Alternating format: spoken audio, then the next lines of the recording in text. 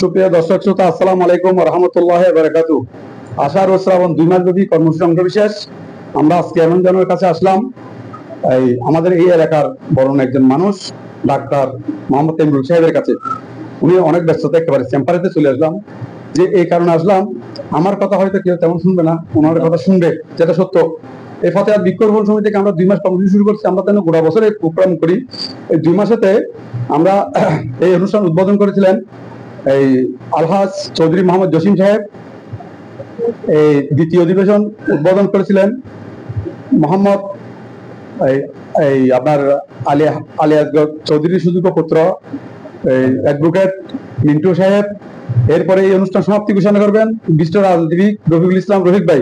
যাই হোক, আমি এখানে একটা ওষুধি নিম গাছ আনছি ডাক্তারকে দেওয়ার জন্য, এমরুল ভাইকে দেওয়ার জন্য। এমরুল ভাই যেন সবাইকে বলে একটু গাছ রোপণের জন্য।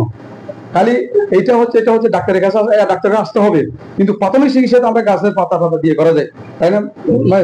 সেই কথাটুকু যেন একটু বলে।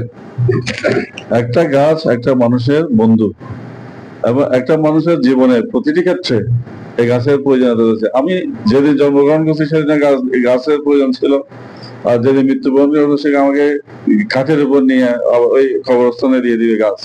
এবং একটা গাছের ছায়া সুশীতল তলে একটা মানুষ যখন থাকে কত শান্তিতে থাকে।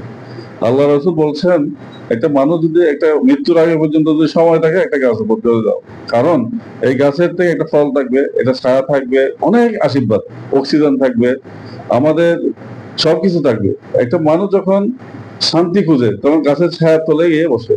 তো আমরা প্রত্যেকে যদি এই আষাঢ় শ্রাবণ মাসে যখন বৃক্ষরাজি রোপণ করা হয়, রোপণ করতে পারি, তাহলে আমরা একটা সৎকার জারিয়ার কাজ করে যেতে পারি।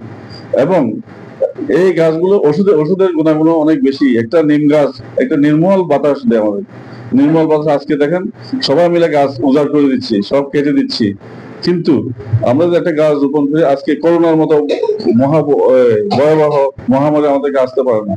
গাছ কাটার জন্য বিধাতার কাছ থেকে এটা হচ্ছে অভিশাপ। এই করোনা গাছ কাটার জন্য আসতেছে। পরিবেশকে আপনি কলুষিত করবেন, বিধাতা বসে থাকবেন না, আপনাকে সাথে সাথে সেটা উত্তর দিয়ে দিবে।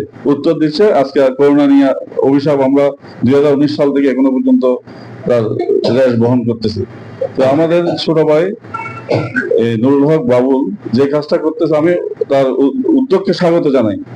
আমি বলবো তার উদ্যোগের সাথে এই ছোট ছোট উদ্যোগগুলো যে আমরা নিতে পারি, তাহলে আমাদের সব জায়গার মধ্যে এই বৃক্ষরাজি আমাদের বাংলাদেশ সুন্দর এবং সবুজায়ন হয়ে যাবে। এক পর্যায়ে আমরা বৃক্ষরাজি পরিবেশিত একটা দেশ হয়ে যাবে। একটা দেশকে যদি সুন্দরভাবে রাখতে চায় 25% বনাঞ্চল দরকার, কিন্তু আমাদের দেশে কাটতে কাটতে কাটতে এখন প্রায় 16%-এর নিচে নিয়ে গেছি। এখন যে 16% নিচে নিয়ে যায়, পরবর্তীতে এটা মরুকরণ হয়ে যাবে, মরুভূমি হয়ে যাবে।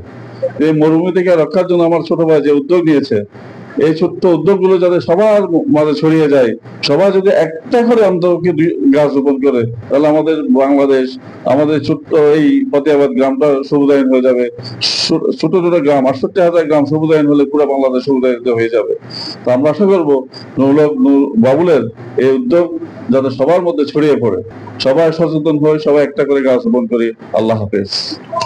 প্রিয় দর্শক, আমি এই এমরুল ভাইয়ের হাতে সারাটি তুলে দিচ্ছি। থ্যাংক ইউ, ধন্যবাদ। ভালো থাকুন, সুস্থ থাকুন।